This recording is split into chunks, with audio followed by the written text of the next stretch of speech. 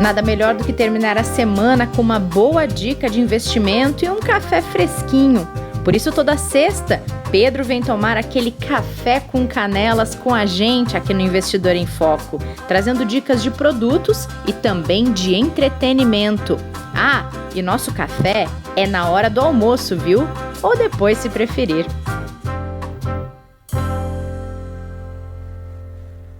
Olá, boa tarde, boa noite para quem nos acompanha nessa transmissão ao vivo, aqui pelos canais do Itaú Personalité, YouTube, Instagram e uma reprodução de um papo também do podcast Investidor em Foco, que vai estar nessa sexta-feira nas plataformas de podcast de vocês. Sejam bem-vindas e bem-vindos a essa transmissão para falar de Bitcoin, uma das mais conhecidas moedas digitais, vem aí integrando cada vez mais a composição de produtos de investimento e o mais recente, o ETF BIT11, um fundo de índice que a gente já vai falar mais por aqui. Antes disso, deixa eu trazer meus parceiros dessa transmissão comigo aqui para falar de criptomoedas, criptoativos, aquilo que impacta esse mercado também. Pedro Canella, superintendente de investimentos aqui no Itaú, e Stefano Sergoli, diretor de distribuição da Hashdex, que é uma gestora especializada em produtos de criptoativos. Stefano, Pedro, bem-vindos, é um prazer estar com vocês aqui. Boa noite, um prazer estar aqui. Prazer estar participando, e o papo hoje vai ser muito bacana, diferente e papo de futuro, né? Papo de presente e de futuro, porque deixou de ser só futuro, já é presente, né, Stefano? Boa noite, cara. É verdade, né? E assim, por mais que esse mercado, a gente vai falar um pouco ao longo da conversa, né? Assim, muita gente acaba lembrando que ele existe só quando tem as movimentações de preço, né? Mas é uma tecnologia que já tem mais de 10 anos, né? E ela realmente ela amadureceu bastante, inclusive até uma validação importante, né? Acho que a gente poder participar desse bate-papo junto com o Itaú é um marco, né? Então, sem dúvida, é presente. É verdade. E, meninos, é presente não só no mercado de investimento, no mercado financeiro, porque hoje, nessa quinta-feira, justamente quando a gente está transmitindo esse papo aqui ao vivo, o Paris Saint-Germain confirmou que usou uma parte da negociação com o Lionel Messi paga em criptomoeda. Stefano, eu quero saber o que você sente ouvindo isso nessa transmissão. Você que é um grande estudioso e entusiasta desse mercado, hein? No final, eu sou um súdito, né, desse mercado, que não para de se revolucionar. Eu acho o seguinte, é uma validação, né, de que a tecnologia está crescendo, é uma validação de que a indústria ela tem esse magnetismo com relação principalmente ao investidor direto, né? Acho que ao varejo, né? Ou à pessoa física direta. Acho que a título até de curiosidade, né? Dado que a gente também está no canal de investimentos, eu acho que a grande transformação aqui, né, é que você hoje consegue transferir o conceito de propriedade de forma digital para qualquer, acho que para qualquer paladar, né? Então, acho que de um lado a gente tem o Bitcoin ali como ouro digital, o Ether como plataforma, mas ao mesmo tempo um token, né, um coin, ele também pode talvez estar direcionado talvez com a emoção, né, ou eventualmente até um torcedor, né? Então,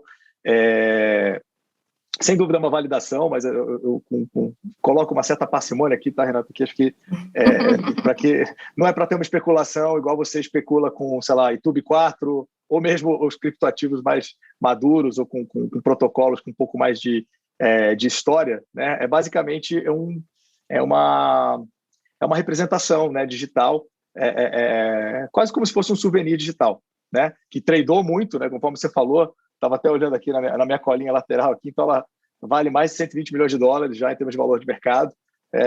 Tradou na casa de 350 milhões de dólares hoje, tá? Mas ele é muito mais uma representação digital de uma emoção. Tá? Até só para não me estender muito, logo no início, né, da correção, que acho que talvez seja uma coisa que a gente vai falar bastante, muita gente da comunidade de cripto atribuiu, né, talvez um potencializador da queda né, a mudança de opinião, que também já desmudou de opinião, não sei nem se é uma palavra, do Elon Musk, e lançaram uma coin, né, colocando um nome pejorativo e o Elon Musk do lado, né? E essa coin subiu 600%, em função só de uma maneira do investidor também se posicionar. Então, acho que hoje, né, através da tecnologia, você consegue também expressar sua emoção ou até orientação em time de futebol nessa nova tecnologia. São experiências, né, Stefano, que a gente tem visto desde que esse mercado começou a se expandir e ganhar o interesse de tanta gente, né? Agora, você veio trazendo um pouquinho da questão da volatilidade aí por tabela, mas eu já quero entrar nessa conversa com você, porque a gente falou pela primeira vez sobre criptoativos aqui nos canais do Itaú, foi contigo, inclusive, Stefano, lá em abril. Na época, a Bitcoin bateu os $63 mil em valor. Hoje, a gente está vendo oscilar na casa dos $43 mil, $44 mil, outro dia chegou a 45. Como é que você analisa essa queda? Porque estava numa crescente, de repente caiu, e ainda é um pouco difícil de precificar e de entender o que leva uma moeda digital a subir ou a cair. Maravilha. E importante, né, a gente lembrar, né, e a beleza da internet, né, Renata, que tudo fica gravado, né? Então, assim, eu acho que desde que a gente lançou, né, os primeiros fundos, que antes até da gente ter a bênção, né, do regulador para lançar os ETFs, né, o nosso primeiro fundo foi na casa, o Bitcoin estava na casa de uns $7 mil. E na ocasião a gente sempre posicionou, né, que o ponto principal aqui é estar exposto a isso, com uma parcela pequena do patrimônio, né, entre 1% e 5%, com a ideia de talvez se beneficiar da evolução, né, desse protocolo. Agora, o desafio principal, né, é que o preço, né, do ativo, que no final é a janela de entrada, ele é um sintoma, né? Na verdade, que de maneira talvez um pouco míope, define sucesso e derrota, né? Porque no momento que você entrou, você tem lá a marcação a mercado, sei lá, 15 segundos depois, ainda mais em cripto, né, que é uma volatilidade bem maior, né, até a título de curiosidade, para quem não sabe, a volatilidade do nosso mercado é 4 vezes a vol da Bolsa brasileira, que já é uma bolsa que tem uma certa volatilidade.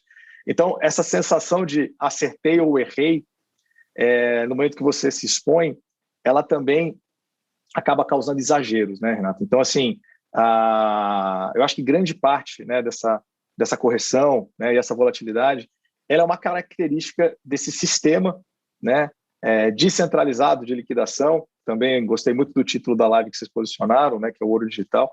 Então, é uma tecnologia, né, que tem o potencial, né, de se estabelecer como um ouro digital, mas que tem uma marcação a mercado a cada segundo, inclusive de final de semana, né, cuja missão principal é amadurecer, né, permanecer segura. Então, o sistema, no final do dia, é um critério básico de sucesso, é ele permanecer funcionando, ele não ser atacado, né, ou hackeado, né, como muita gente também pensa, a cada hack novo do Bitcoin, então o Bitcoin acabou. Não, cara, foi um protocolo de finanças descentralizadas que não tem nada a ver diretamente com o Bitcoin. Mas acho que para elucidar talvez o porquê, né, dessas realizações, é que esse mercado ele ainda está em price discovery, ele ainda está em descoberta de preço, né? Então, acho que não existe ainda um preço justo para o Bitcoin. Eu acho que uma proxy, né, para esse mercado seria, sim, o valor de mercado do ouro. Então, a título de curiosidade, né, o Bitcoin lá no all-time high, ali na casa de 63, 64 mil dólares, ele estava próximo aí a uns 10, 11% do mercado de ouro, né, que o mercado de ouro é na casa de 11, 12 tri. E hoje ele está na casa de 7, né? Então, eu acho que para o investidor que talvez queira sempre tentar se balizar por preço, isso é uma possibilidade, né, que o Bitcoin ele talvez busque uma parcela do que hoje é atribuída para o mercado de ouro. Agora, essa realização, ela foi muito impulsionada, né? Acho que talvez um grande desafio que eu vejo nessa indústria, que é a alavancagem, tá, Renato? Então, no final, para quem não sabe, né? Então, a alavancagem é você colocar ainda mais, talvez, tempero, mais pimenta numa exposição de um ativo que já tem uma volatilidade muito grande, né? Então, e na indústria de cripto é possível que você tenha alavancagens de 100 vezes, 500 vezes.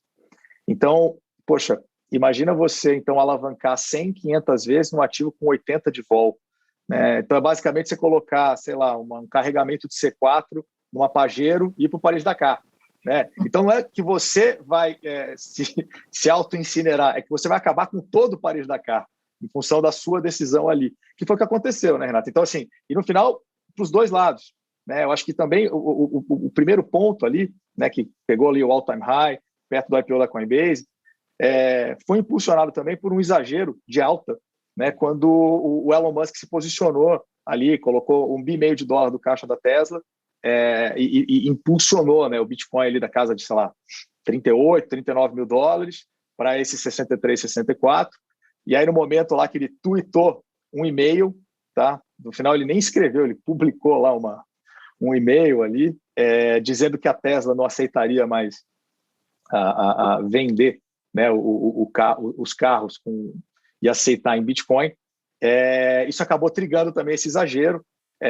E, de novo, efeito cascata, né? Então, essas alavancagens expressivas trazem realmente esse grande desafio. E aí, no momento também, quem nunca se posicionou e também é torcedor contra esse mercado, eu falei, acho que todo mundo tem um vizinho que talvez já sabia de Bitcoin na casa de 3, 4, 5, 7 mil dólares, que não entrou, aí veio para 40, veio para 60, a hora que vê que o negócio pegou o elevador para baixo, agora vai para zero. E aí, para não me estender muito, eu acho que o principal aqui é nem para um lado e nem para o outro, né? O agora vai para zero, com muita humildade, eu acho que ele cada vez faz menos sentido. Então, acho que quanto mais as pessoas aprendem sobre essa tecnologia, aprendem sobre o potencial dela, talvez se debrucem um pouco mais e entender que isso aqui não é uma moeda, né? A gente está falando especificamente aqui de Bitcoin, então ele é um sistema, né? Uma tecnologia que, inclusive, pegando carona na frase do Ray Dalio, que é um lendário investidor, então ele fala: o Bitcoin is a hell of an invention, então é uma invenção. E uma invenção é difícil você entender o impacto dela enquanto ela não atinge a maturidade, né? A eletricidade é uma invenção, a internet é uma invenção, o veículo automotor é uma invenção, e da mesma maneira que o veículo automotor serve para, de repente, ambulância, dentre outras coisas, né? Muita gente no início, quando o veículo automotor começou, dizia que era só assaltante a banco que usava veículo automotor porque era mais rápido que o cavalo. Então, eu acho que a grande discussão aqui é todos aqui terem, né, um pouquinho, talvez, de maturidade, talvez paciência com essa tecnologia, que ela tem que amadurecer, e, por favor, não alavanquem, né? Eu acho que a ideia aqui é ter exposição no longo prazo. Ganhei dinheiro, efeito colateral. Perdi dinheiro, efeito colateral. Acho que o target aqui, né, o objetivo aqui é estar exposto a isso aqui para pelo menos 10 anos. Boa. Pedrinho, já vou te dar a palavra. Eu só queria responder, tem gente perguntando aqui no YouTube se a live é para iniciados ou se a gente vai explicar conceito de criptomoedas e etc. Gente, a gente está aqui para falar de Bitcoin e desse ETF, o BIT11, daqui a pouquinho a gente já vai trazer um pouco sobre esse produto, contextualizar um pouco desse mercado, mas se as dúvidas de vocês forem dúvidas de iniciantes, não se acanhem, podem trazer as perguntas de vocês aqui para o YouTube, também para o Instagram, que conforme vai rolando a nossa conversa, a gente vai também introduzindo as perguntas de vocês no papo, tá bom? Vai lá, Pedrinho. Vou aproveitar até a deixa da pessoa que está assistindo com essa dúvida, perguntar um pouco para o Stefano, por ser uma tecnologia nova, né? A gente vê muita volatilidade no mercado financeiro, a gente sempre diz que é quando a gente não tem certeza de alguma coisa, né? Quanto mais dúvida você tem sobre algum evento, algum ativo, alguma coisa, mais volátil é, porque ele está tentando encontrar ali um parâmetro de preço, um parâmetro para se estabilizar, né? Para quem é iniciante, está olhando, quais são os fatores que você enxerga que vão impactar no preço do Bitcoin, das criptomoedas, que quem investe nisso tem que ficar atento nesse mercado? Imagino que seja uma gama ainda, porque justamente essa tecnologia está tentando se acomodar ainda, então tem muita dúvida em volta dela, né? Perfeito, Pedro. Então, eu acho assim, conforme você falou, né, volatilidade é incerteza, né? E no momento que a gente tem um mercado talvez mais maduro, players vão poder se posicionar de uma forma mais estruturada, se vem um sell-off, né, assim, expressivo, como veio lá do Elon Musk, a gente vai ver talvez o mercado amparando essas quedas e vice-versa. Agora, uma forma talvez de enxergar isso aqui e talvez os milestones, né, os objetivos de conquista dessa tecnologia, vou pegar uma definição de um investidor americano chamado Paul Tudor Jones. Para quem não conhece ele é um lendário, né, um criador do hedge fund, que leva o nome dele também, o sobrenome dele, e ele definiu, né, o Bitcoin como uma startup, né, de tecnologia, né, cujo addressable market, né, então cujo mercado potencial dela é como se fosse um sistema de liquidação global, né, que não tem nenhum desafio geográfico e que ele tem um bônus, né, de transitar dentro de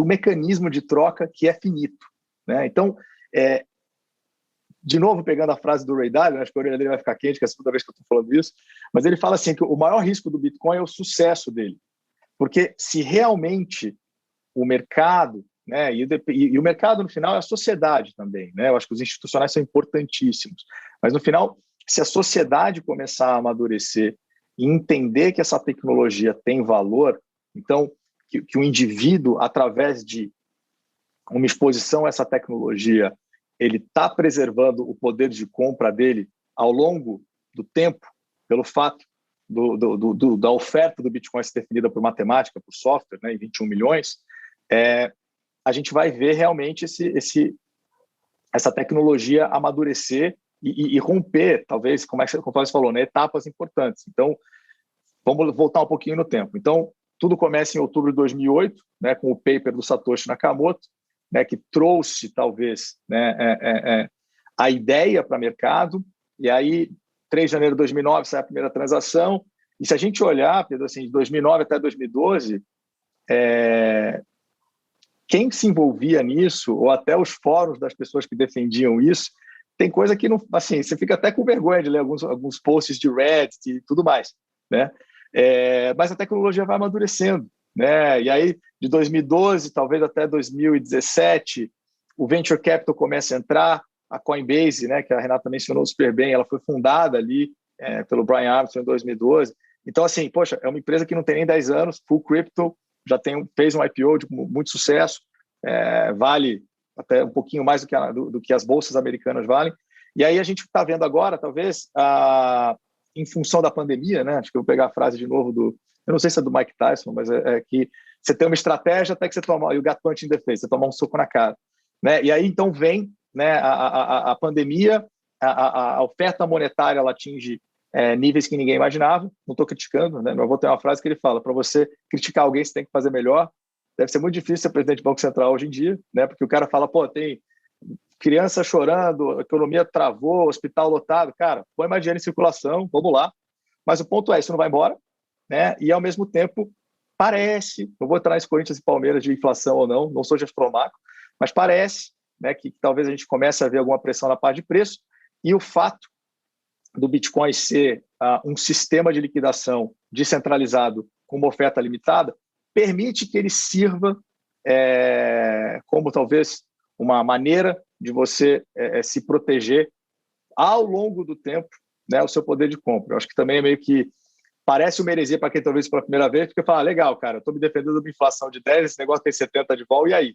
Né? Então, acho que assim, ele é aspiracional, né? Mas o ponto é, ele não para de crescer.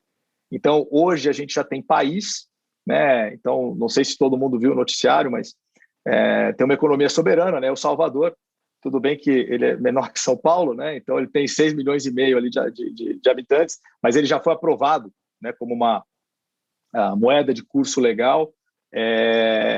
Assim, a gente vê, né, o mercado entrando cada vez mais nos portfólios das empresas, né? E inclusive seja para investidores ou mesmo balanço de companhias. E por fim, eu acho que no momento que todo mundo, né, acho que a sociedade mesmo se permitir se educar mesmo sobre o que é isso aqui e talvez entender a grande diferença que um Bitcoin tem de um Paris Saint-Germain token, nada contra, mas são coisas bem diferentes, apesar de talvez estarem paradas até na mesma tecnologia, ele acontece. Mas eu tendo a concordar contigo, tá, Pedro? Assim, ainda tem muita incerteza, né? Conforme eu falei, esse mercado ainda está em descoberta de preço, mas com tanta validação, e eu acho que nesse histórico curto, eu acho que a gente vê cada vez mais pessoas com reputação tendo talvez a humildade intelectual, falar, olha, não entendo ainda o impacto disso, não entendo ainda quais são os desafios dessa tecnologia para ela crescer, mas eu também não consigo me convencer que ela vale zero. Então, a partir do momento que você não consegue se convencer que ela vale zero, alguma alocação faz sentido, mas sem dúvida ela tem que ser bem pequena. Bacana. E, Stefano, queria aproveitar que a Laiane Martins perguntou aqui no Instagram se o Bitcoin ele é, por exemplo, segurado pelo Banco Central, se tem alguma garantia. Para trazer um pouco mais a fundo esse assunto que você acabou de explanar aqui para a gente, também pelo que a gente viu essa semana no Senado norte-americano, né? Discutindo tributação, possibilidade de certa maneira, não sei se a palavra melhor é regulamentar as transações envolvendo moedas digitais, né? Você consegue dar um panorama breve, alguns exemplos de como isso está tramitando dentro das instituições, dos governos, assim dizendo? Claro, super legal a gente falar da Infrastructure Bill, né, ali da casa de 1 tri, 550 bi ali, mas o ponto é que ela passou. E ela talvez seja uma outra etapa, né, de validação. Então, acho que ela...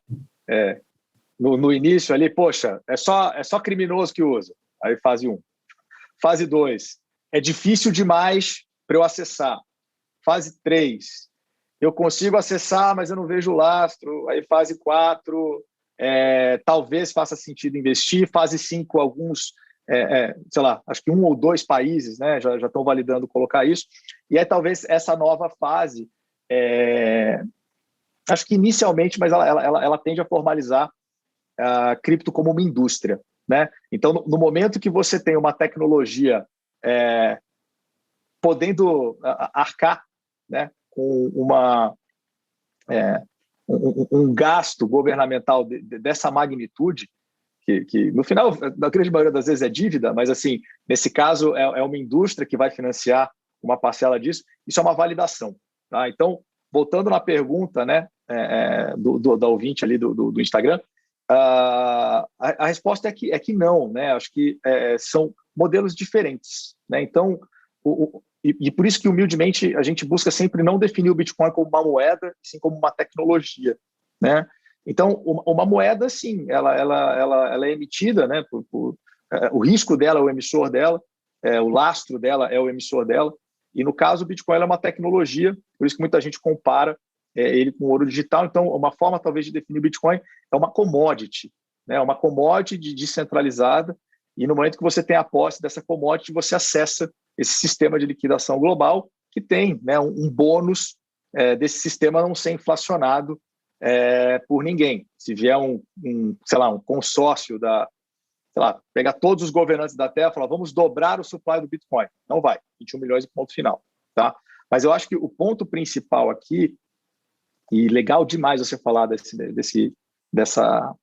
conquista, na minha humilde opinião, é uma conquista. Eu acho que o Bitcoin ele é uma tecnologia. Então, quanto mais alta a hierarquia que entra em contato com essa tecnologia, ele segue amadurecendo, né? Então, poxa, chegou no Senado americano, né? Acho que qualquer ouvinte aqui pode gostar ou não gostar, mas não é qualquer tecnologia que chega no Senado americano, né? E chegou. Inclusive, se alguém tiver curiosidade, tem uma senadora, acho que é Cynthia Lummis, ela é do Wyoming, e ela conhece da indústria de cripto, e inclusive, ela, se eu não me engano, são 2.700 páginas, essa bill de infraestrutura, e ela propôs mudanças no que foi colocado ali para não matar a inovação. Então, percebam, existe defensor de cripto no Senado americano. É uma batalha, né? Mas no final é uma batalha do bem, né? Eu acho que quanto mais pessoas se educam, né, e talvez entendem que isso aqui é uma tecnologia, e depende do usuário usar a tecnologia para o bem ou para o mal, não é a tecnologia que é maldosa, é o usuário que é do bem ou do mal, ela tende a amadurecer. Tá? Pessoalmente, sim, a palavra regulação ela é super adequada, tá, Renato? Você usou super bem. E no momento que o Senado talvez está usando palavras que são palavrões, acho que para muita gente, minerador, wallet, peer-to-peer, então você vê o Senado americano discorrendo sobre isso, é um sinal de que essa indústria vai ter regulação. E regulação não é ruim, né? Eu acho que por mais que o início do Bitcoin ele tenha tido mais um caráter liberal, né? Acho que com relação à descentralização e tudo mais, minha humilde opinião, né, é que essa tecnologia vai amadurecer para um asset class, né? E ela amadurecendo para um asset class, regulação não vai ter jeito. Eu acho assim, nessa jornada talvez do Bitcoin, eu já estou me squeezando à toa aqui, né, Renato? Você nem me perguntou de preço, mas eu já estou falando de preço.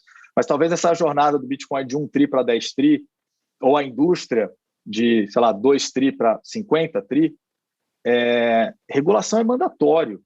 Não dá para algo ter um tamanho tão grande e não entrar, talvez, nessas esferas um pouco maiores de discussão. Mas eu acho que sim, para resumir, é a validação de que isso aqui é uma indústria, né? Não é um dinheiro de mentira ou não é a pirâmide da moda, isso aqui é uma indústria, né? E é uma indústria extremamente rentável, tá? Então, para não me estender muito, mas um dos desafios ali do que está sendo proposto ali é como amparar os participantes dessa indústria que trazem, talvez, transparência e segurança, que são os mineradores, né? Então, de forma muito, muito resumida, o minerador é basicamente um computador que roda esse programa, né? Claro que hoje você não consegue mais minerar Bitcoin da sua casa, é uma indústria super madura, super profissional, mas o que eles estão buscando ali é colocar quase como uma licença de broker para cada minerador, né? Que em teoria isso pode travar bastante a inovação. Mas acho que o ponto é o seguinte, né? Acho que é o modelo político ali. Coloca um desafio muito grande, depois recua, depois ele vai, mas a nossa tecnologia chegou no Senado americano, isso não tem como ser negativo. Legal. O Luciano Vieira está acompanhando a gente pelo Instagram, ele disse que para quem quer aproveitar a oscilação, é um ativo maravilhoso. Hein, Pedrinho? Vamos falar um pouquinho de preço. Eu acho que, eu acho que é um ativo que dá bastante oportunidade, de fato, a oscilação faz esse preço chacoalhar. Mas eu queria perguntar, na verdade, a gente está falando um pouco de regulamentação. Parece ser o último travador de valor do Bitcoin, né? A partir do momento que a gente regulamentar isso de fato se expandir para o mundo inteiro de forma regulamentada, me parece que é o último bonde que passa também com valor mais reduzido, né? A gente, às vezes o investidor quer a história inteira, quando você tem a história inteira o bonde já passou, né? Eu acho que parece que o Bitcoin está chegando um pouco nesse momento de estar ali no último grande destravador de valor, né? Ou você enxerga outros ainda que pode enfrentar pela frente? Muito o céu legal é o limite? Assim, muito legal de pensar nisso, porque, e de novo, fazendo uma menção honrosa, né, o nosso sócio número 1 aqui, o Marcelão, que talvez esteja ouvindo a gente, ele que me falou do Bitcoin pela primeira vez, e a gente estava em 2013, né? 2013, Pedro, era Bitcoin na casa de, sei lá, 150, 200 dólares, né? E todo mundo tem aquela situação, poxa, deveria ter vendido minha casa e comprar Bitcoin. Cara, ninguém faria isso. Porque o acesso, a percepção... Então, por mais que seja contraintuitivo, quanto maior o preço do Bitcoin, né? Vamos lá, dar um certo haircut aí, talvez nessas alavancagens exageradas, mas quanto maior o preço dele, menos arriscado ele está. Porque mais gente entrando, né? Igual você falou, né? A regulação vai liberar novas fontes de liquidez que podem se expor, né? Mas assim, eu humildemente eu acho que sim, é um momento, assim, ele é um marco, a regulação, mas acho que essa indústria ela sempre vai ter desafios, né? Eu acho que a título de curiosidade, quando lançaram o primeiro futuro de Bitcoin, a expectativa, né, da ponta longa, né, dos empreendedores e tal, é que, puxa, agora tem futuro em Chicago, igual a Renata falou, to the moon, céu é o limite. Foi exatamente o contrário. Então, a resposta do institucional, ele falou assim, cara, eu não quero esse banco imobiliário de nerd, assim, abriram um short gigantesco, ali, uma parede, e o mercado ficou no bear market longo, né? E ao longo do tempo, como toda grande tecnologia, ela foi amadurecendo, ela foi crescendo, muita gente foi mudando de opinião, aconteceu isso com a internet, né? E ela aconteceu. Então, o que eu acho, né, talvez de próximos desafios, né? Sem dúvida, um posicionamento mais formal dos Estados Unidos é um marco, né? Talvez, né, não sei se fica na próxima pergunta da Renata, que a gente falou um pouco do aquecimento, mas a matriz energética disso aqui é uma coisa que também vai se entrar em discussão, né? Mas eu acho que é o grande desafio, tá? Porque no momento que isso se regular, tá, Pedro? Eu acho que do trainee ao tesoureiro, no mínimo ele vai ter que ter alguma opinião, porque hoje ele ainda está nessa zona cinzenta.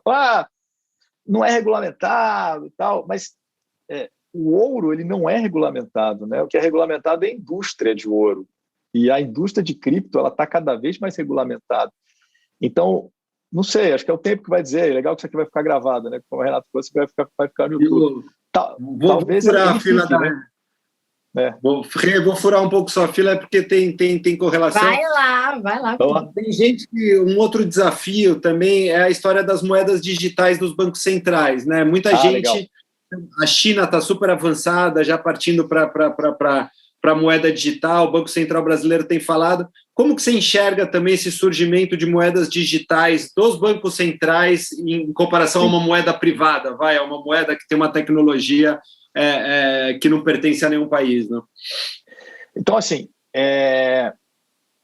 a CBDCs, né, Pedro? Isso aqui é tudo uma sopa de letrinha, né? Então, sei lá, Non-Fungible Token, NFT, CBDC. Então, já não é fácil explicar o conceito, ainda coloca um monte de sigla, né? Então, o que o Pedro falou super bem, né, são as CBDCs, que são as Central Bank Digital Currencies. Então, uma CBDC é uma roupagem cripto, né, para um modelo tradicional de moeda fiduciária.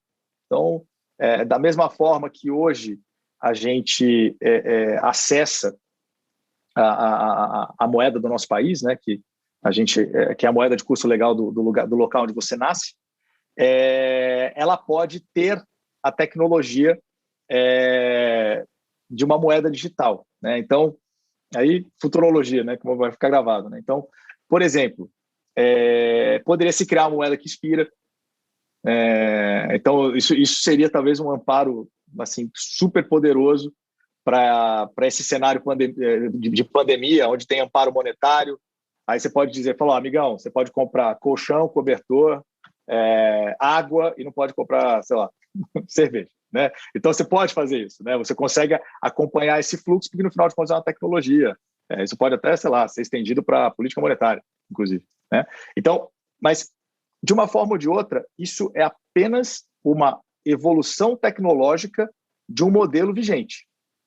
Então, ele não impacta em nada esse modelo descentralizado, e é por isso que muita gente chama de ouro digital, no caso do Bitcoin. No final, ela facilita o acesso, porque no final, de maneira mais simplista, e meus sócios que são engenheiros do ITA vão se remexer aqui, mas basicamente tudo vai rodar no mesmo encanamento, entendeu, Pedro? Assim, então, no final, sei lá, como você posicionou, né, assim, a China parece que é a mais evoluída, né? Então, o fato de ter, sei lá, né, assim, a China é um continente, né, em termos de população, né, de usuário, né? Então, no momento de você ter tanto usuário assim acessando, vai desmistificar ainda mais o acesso. Então, imagina que você é um cidadão chinês, tá bom, eu já recebo meu salário, eu já compro meu arroz e feijão nesse mesmo modelo aqui, por que não experimentar outras? Então, uma moeda digital de Banco Central, talvez ele abra a possibilidade de que mais gente empreenda em diminuir essa fricção, né? Talvez as wallets, né, que são como se fossem e-mails digitais, endereços únicos, onde você pode armazenar essa mensagem que tem valor, que é o criptoativo, eles fiquem mais simples e a tecnologia cresce. Então, muita gente sempre tenta pegar alguma notícia, eu sei que não foi o seu caso, Mas, assim, isso vai matar o Bitcoin. A moeda digital de Banco Central, esse vai matar o Bitcoin. O computador quântico, esse vai matar o Bitcoin. O hack lá que aconteceu lá, sei lá, no Polygon, esse vai matar o Bitcoin. Quando, na verdade, são validações. Né? Então, eu acho super positivo. Acho que é um caminho que não tem volta. Né? E acho que isso vai acabar desmistificando ainda mais a tecnologia. Muito bom. Vou aproveitar a carona de vocês, então, que estão falando de regulamentação de bancos centrais e tudo mais, porque também a indústria regulamentada tem aderido ao criptoativo como parte do portfólio. E o Stefano, mais do que ninguém, pode falar isso aqui para a gente, porque ele é de uma gestora que faz isso. E aí, Stefano, a gente, lá em abril, falou do Hash11, o primeiro ETF de cripto negociado na Bolsa Brasileira. Tinha como base, né, ele ainda é negociado, tem como base o NCI, que é o primeiro índice de cripto da Nasdaq, e agora vem o BIT11, para falar sobre um ETF de Bitcoin. E aí já tem gente perguntando aqui a diferença entre os dois, e eu vou pedir para você explicar o BIT11 também, trazendo esse contexto da diferença, de fato, entre os dois, que são dois fundos de índices, mas cada um com as suas peculiaridades, né? Excelente, Renato. Então, vamos lá. Então, assim, recapitulando, então, o Hash11, né, para quem já acompanha a gente há um tempinho, ele busca representar o mercado. Né? Então, acho que a revolução trazida para a sociedade através do white paper do Satoshi Nakamoto, né, que trouxe o protocolo do Bitcoin, ele também trouxe a possibilidade de outras mentes empreenderem, né, nessa nova forma de você registrar as coisas. Né? Então, nascem outras redes, nascem outros projetos buscando resolver outros desafios. E o objetivo do Hash11 é consolidar os maiores projetos e traduzir isso em um índice, conforme você falou, que é o primeiro índice de cripto da história da Nasdaq. Já o BIT11, ele é single asset, né? Então ele tem um ativo único, que é o Bitcoin, e ele ampara, talvez, eu acho que dois perfis, né? Existe talvez um perfil de investidor que são os Bitcoin maximalistas, os maximalistas, né? Que eles defendem que o Bitcoin ele é o campeão, ele é a tecnologia e tudo aquilo que está vindo depois dele é uma distração. De novo, não vou entrar nesse Corinthians e Palmeiras, cada investidor toma a sua própria decisão. Então, a gente lança, né, um produto para que o investidor tenha exposição apenas a ele. Né? Assim, uma forma de definir ele, tá, Renato? Ele é como se fosse um colateral dessa criptoeconomia digital que a gente está vendo nascer. Então, de repente, a gente está vendo o colateral de uma economia que ainda não começou a amadurecer. Então, ele ampara quem quer participar apenas disso. Né? E ele tem, talvez, acho que um bônus, né? Acho que a gente, na companhia, a gente leva muito a sério, né? Que acho que a gente está vendo cada vez mais essa prática de ESG acontecer. Então, a gente tomou a decisão, né, de contratar, né, uma empresa alemã chamada Crypto Carbon Ratings, e ela vai emitir, né, anualmente um relatório, né, que vai consolidar, acho que toda a exposição, né, o patrimônio do fundo em Bitcoin.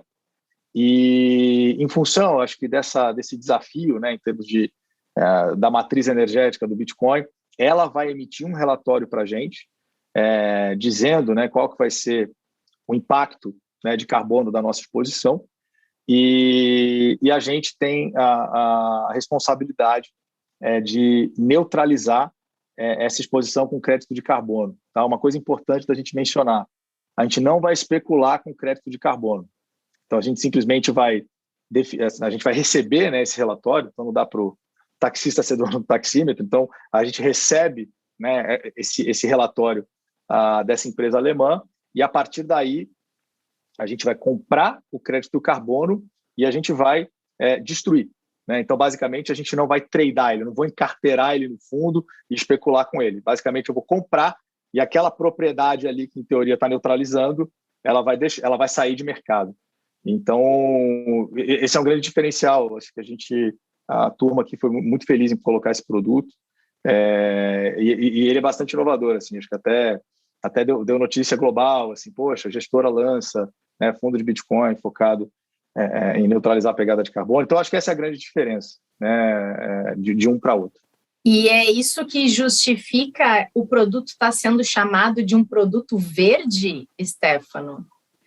Sim, né? E eu acho que uma coisa que a gente ficou muito feliz, tá, Renata, assim, talvez da resposta do mercado e da curiosidade, tá? Acho que de novo, né? Eu acho que cripto tem que agradar todo tipo de credo, né? Então, acho que tem pessoas que simplesmente não queriam avaliar isso aqui, porque talvez não tem lastro, não faz sentido, não é regulado e tudo mais.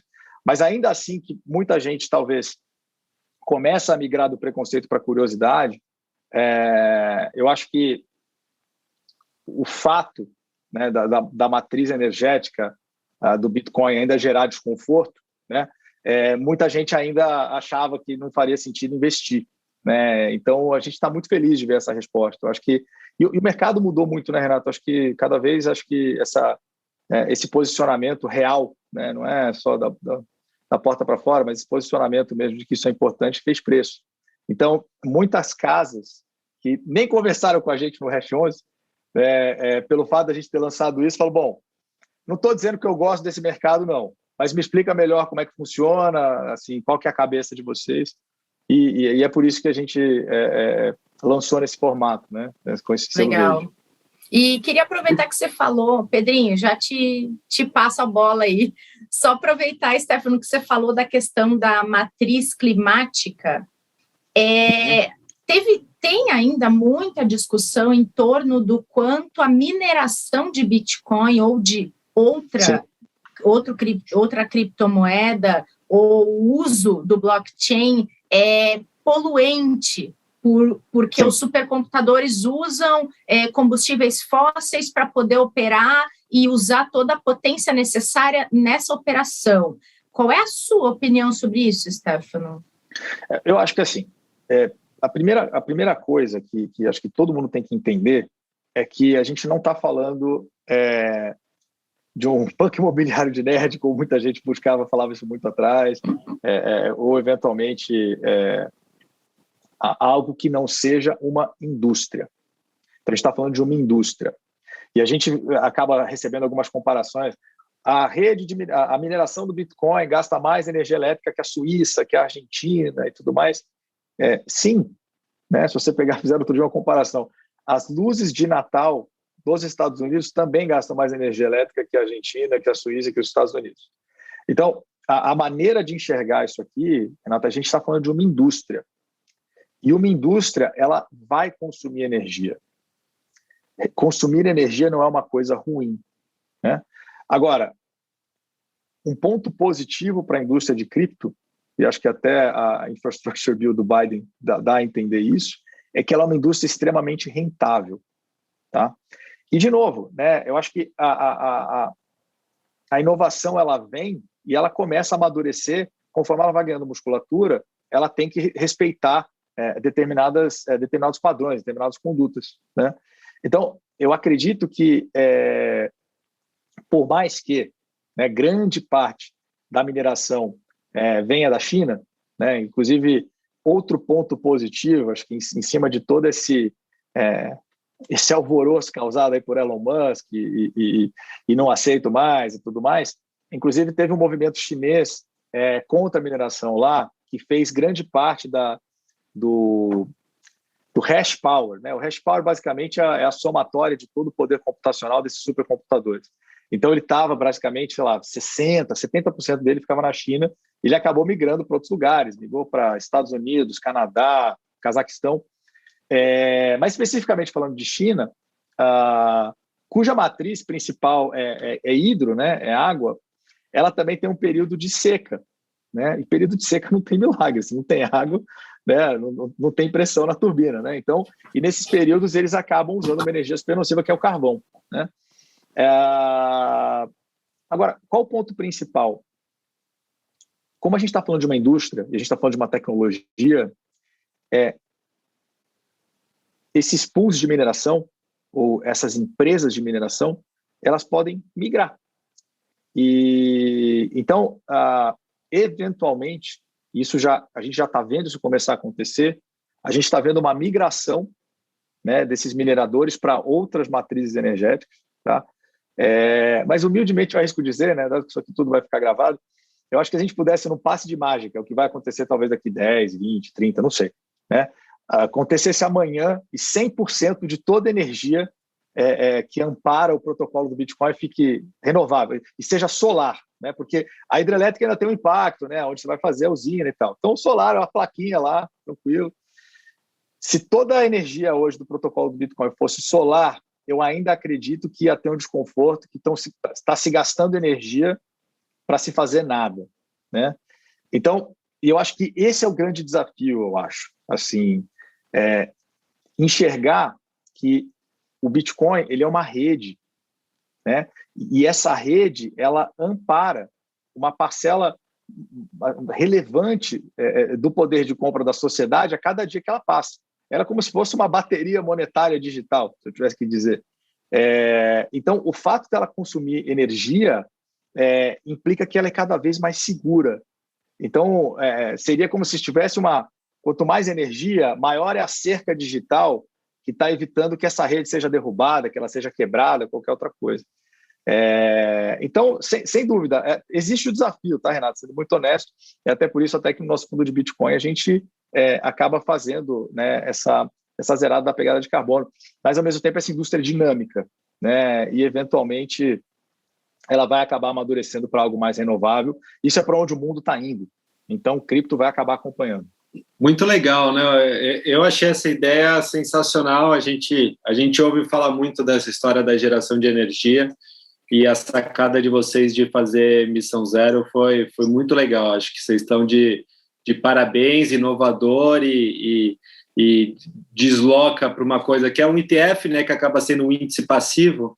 Com certeza deu um charme todo especial para o produto de vocês e muito legal, assim, super aderente a tudo que a gente tem discutido e conversado, né, Rê? Nosso podcast, 99% a gente está falando de ESG.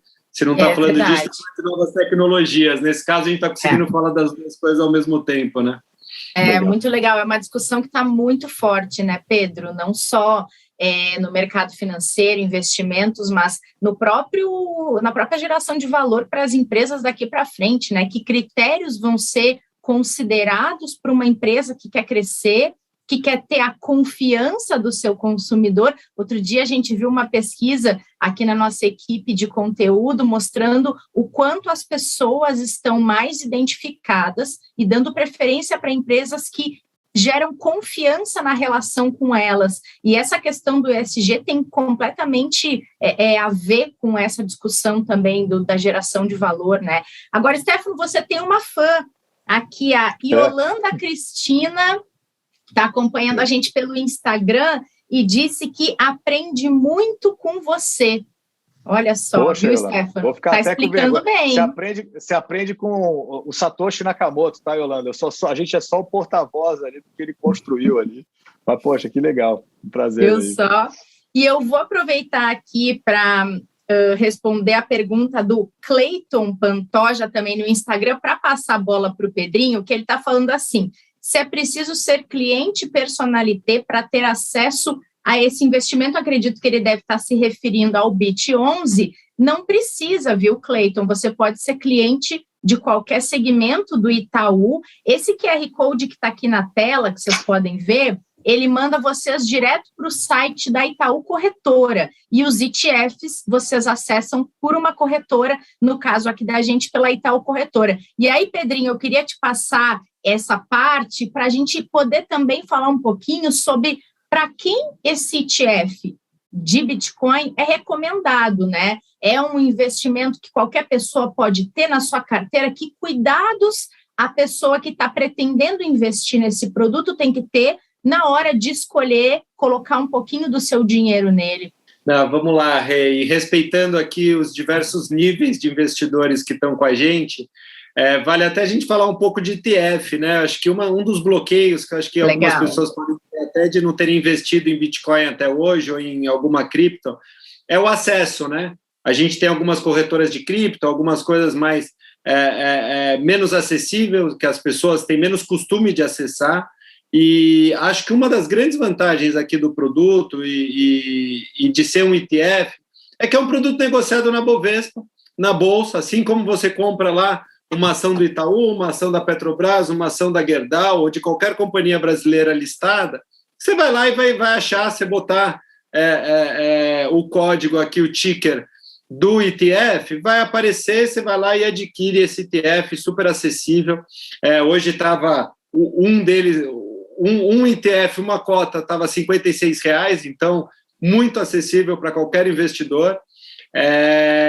Ajuda muito no acesso. É regulamentado, já fica lá na sua custódia, na sua corretora, como você está acostumado. Então, isso também é muito prático para os investidores. Para quem né?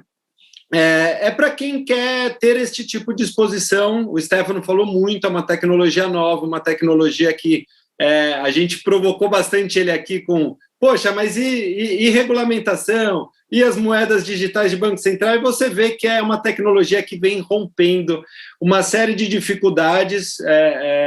Para quem não sabe, a gente está falando em 60 mil, 30 mil, 40 mil. Na pandemia, essa tecnologia estava $4 mil. Então, olha o que ela não galgou nesses últimos 12, 15 meses aqui de valor. Parece que tem, de fato, algum valor. Então, acho que, para o investidor, você investe em coisas que você tem mais garantia de retorno, você não vai botar o seu patrimônio inteiro em Bitcoin, você não vai botar uma parcela relevante do seu patrimônio em Bitcoin, você não vai botar uma parcela do seu patrimônio que você tem um compromisso daqui a algum tempo em Bitcoin, porque olha os valores que a gente está falando, olha essas oscilações, né? Estava 60, foi para 30, foi para 40, você não pode comprometer uma parte importante do seu patrimônio com investimento que oscila dessa maneira, né? Você precisa ter uma carteira mais equilibrada. Então, para quem que é? É para quem é mais ousado, para quem é mais arrojado nos seus investimentos, para quem é conservador, que olha lá a cota do fundo DI dele, que oscilou na terceira casa decimal, ele já fica nervoso. Não é para esse investidor super conservador, é para o investidor mais arrojado. E mesmo para o investidor, pô, Pedro, eu sou super agressivo, eu gosto de trade, eu gosto de opções, eu gosto de day trade no dia. Mesmo para esse investidor, muita calma. O Stefano falou um pouquinho do patrimônio, de 1% a 5%. De fato, é para uma parcela pequena do patrimônio. Pode ir investindo pouquinho em pouquinho, todo mês, para ir formando essa carteira de Bitcoin ao longo do tempo. Mas aqui, cuidado com promessas, cuidado com ambições e ganâncias de ficar muito rápido, muito rico, muito rápido, porque essas histórias no mercado financeiro não acabam bem. A gente que é um pouquinho mais experiente, está nessa há muito tempo, a gente vê que quem vai com muita sede ao pote acaba tendo mais perda de patrimônio do que conquista de patrimônio. Então, poxa, a gente gosta, adoramos, senão a gente não estava aqui fazendo uma live divulgando o produto e falando do produto, mas vale essa atenção para as pessoas investirem com parcimônia, de pouquinho em pouquinho, que não seja uma parcela relevante do patrimônio, nem uma parcela que você vai precisar daqui a pouco, que nem a gente brincou, o Musk falou, tuitou uma coisa legal, sobe 30%, tuitou uma coisa que não foi bem vista pela indústria, cai 50%. Então, imagina você precisar do dinheiro e o Musk faz lá um tweet que derruba 50% do valor. Não faz sentido você estar alocado no investimento desse, precisando desse recurso. Então, acho que é isso, assim, com muita parcimônia, para quem é mais arrojado, parcela pequena do patrimônio e, de preferência, investindo nisso ao longo do tempo para não se machucar. Mas acho que é um investimento para quem é arrojado, para quem está olhando lá na frente, para quem tem prazo e calma, porque, de novo, vai passar por muita dificuldade, essas discussões no Senado americano, na regulamentação, não vão ser triviais, vai parecer uma hora que está indo positivo, uma hora vai parecer que regulamentou demais, e isso, cada vez que a notícia sai, esse negócio vai sacudir. Então, tem que ir com prazo, com calma, com a cabeça certa de que vai oscilar e com uma parcela pequena do patrimônio. Acho que é um pouco essa a recomendação que eu posso fazer aqui para quem está assistindo a gente. Acho que é por aí, né, Stefano? Acho que nem você bota uma parcela relevante aqui do patrimônio, né? Sem dúvida, Pedro. Eu acho que, além de tudo que vocês falaram super bem, é também ter disciplina para respeitar esse limite nos cenários de alta. Então, assim, é contraintuitivo, né? No final, quando o cara entra, fala, peguei na veia, vou segurar. Turma, com muita humildade, né? Assim, a gente teve o primeiro lançamento, tem agora o segundo lançamento, e isso numa janela curtíssima ainda de tempo, né? Então, eu acho que quem entrou, né, no de agora, entrou no outro, ganhou dinheiro ou perdeu dinheiro, isso é um efeito colateral. Dei sorte, eu comprei o Hash 11, sei lá, 35, hoje está 45. Olha, legal, mas isso é um efeito colateral. Eu acho que a variável principal aqui é se manter exposto a essa tecnologia por pelo menos 5 ou 10 anos. E tendo disciplina, principalmente nos upsides, né? Porque no final aquele cara, puxa, eu acertei, eu sou Midas, eu sou a reencarnação de Midas e não vou deixar, virou 20% do meu patrimônio, eu vou carregar. Né? Você sabe isso melhor que eu, né, Pedro? Acho que colocar dinheiro no bolso não deixa ninguém pobre, muito pelo contrário. Tá? Então, acho que sim, acho que para quem ainda não entrou, é essencial, né, que o volume de alocação seja espaçado, igual você definiu, e um volume pequeno, mas também deixar um ponto de atenção, acho que essa disciplina de que na puxada, né, na alta, no upside, também ter disciplina de colocar no bolso. Né? Eu acho que a gente sempre reforçou isso, e inclusive até uma variável positiva, né, que mesmo com esse sell-off, estou olhando aqui na minha colinha, a gente está a 30,7% do all-time high. Né? Então, já melhorou um pouquinho de onde estava, mas o ponto, né, é o seguinte, a gente praticamente não teve muito resgate, né, porque o investidor ele foi fazendo, né, e com muita humildade também para quem fez a primeira alocação no Hash 11, né, conforme a Renata mencionou super bem, pessoal, assim, isso aqui é para longo prazo. Né? Então, eu acho que esse é um desafio até da minha indústria, né, Pedro? Assim, acho que, como a volatilidade é muito grande, o investidor ele acaba sendo... fica mal acostumado em alguns momentos e fica, fica desguarnecido em outros, né, por essas oscilações de preço. Mas, turma, de novo, né, eu sei que eu estou repetindo bastante isso, a melhor forma de, talvez, crescer com essa tecnologia é estar exposto a ela em pelo menos 5 anos. E disciplina, se vê alguns upsides, vou deixar isso aqui gravado, para pôr no bolso, não é para comprar mais. Subiu, vou comprar mais. Não, é o contrário que você tem que fazer. Mas é isso. E bacana que aqui, enquanto vocês dois estavam falando, eu estava percorrendo o chat do YouTube, eu não achei o nome da pessoa, mas antes eu tinha passado o olho rápido e alguém falou que comprou Bitcoin e que a moeda valorizou, a moeda não, mas que o valor que a pessoa colocou ali subiu muito em pouco tempo. E agora, a Helena trouxe há pouco aqui que comprou uma fração de Bitcoin valendo R$110 e caiu esse saldo para R$102. Então, são 2 exemplos disso que a gente está falando aqui, que vocês trouxeram muito bem, do quanto essa oscilação ela é presente nesse investimento, né, meninos? Acho que o principal recado aqui, quando a gente fala dos produtos, tanto do Hash 11 como do Bit 11, é a questão do longo prazo, né? Não dá para pensar nele para daqui a pouco, porque pode acontecer um pouco de tudo que a gente falou ao longo desse papo e mexer de uma maneira ainda pouco explicável, né? Isso é intrínseco do mercado financeiro. A gente sempre que fala em renda variável em ações, tem caso para os dois lados sempre. Como o Stefano comentou, o mercado aqui de criptoativos é 4 vezes mais volátil, então essas histórias são ainda mais presentes. Tem quem comprou e depois se arrependeu que saiu antes do que devia. Tem gente que comprou caro e caiu. Quer dizer, essas histórias são muito presentes por tudo isso que a gente está conversando e por isso que a pessoa tem que ter um pouquinho de calma, um pouquinho de parcimônia, investir pouco dinheiro para, na hora que cair, não se desesperar. Tem que ser aquele valor que, se cair, tudo bem, vou esperar, vai voltar a subir daqui a pouco. Se for um valor que você começa a se preocupar porque caiu 10%, 15%, você investiu mais do que deveria. Eu acho que esse é o teste do pudim aqui para saber se você está alocado com um valor que deveria ou se você exagerou. Assim, você tem que estar muito consciente que se cair 15%, 20%, 30%, você tem que continuar calmo. Se você falar, poxa, se tudo que eu investi cair 30%, eu estou desesperado, você botou mais dinheiro do que deveria nesse investimento. Exatamente isso. Muito bom, meninos. Foi uma delícia de papo aqui com vocês. Espero que quem nos acompanhou também tenha gostado, tenha tirado dúvidas, tenha conhecido um pouco mais desse universo que está crescendo tanto e que o Stefano trouxe tão bem aqui para a gente, dos produtos. Está ainda aqui na nossa tela o QR Code, quem quiser conhecer um pouco mais desses ETFs também e dar um pulo no site da Itaú Corretora, ver como é que funciona a aplicação, é bem simples. Então fica aqui o convite e um agradecimento a vocês dois por esse papo aqui comigo, Stefano, Pedro, foi um prazer. Muito obrigado, pessoal. Em nome da Hashflex. Foi um prazer, viu, Pedro, Renata? Contem com a gente. Adorei, brigadão. Boa noite aí para todo mundo. Obrigada, então, meninos. Bom fim de semana para vocês e bom fim de semana para quem está acompanhando a gente aqui no YouTube, no Instagram do Personalité e também vai acompanhar no podcast Investidor em Foco nessa sexta-feira. Um bom fim de semana. A gente se encontra nas próximas. Até mais.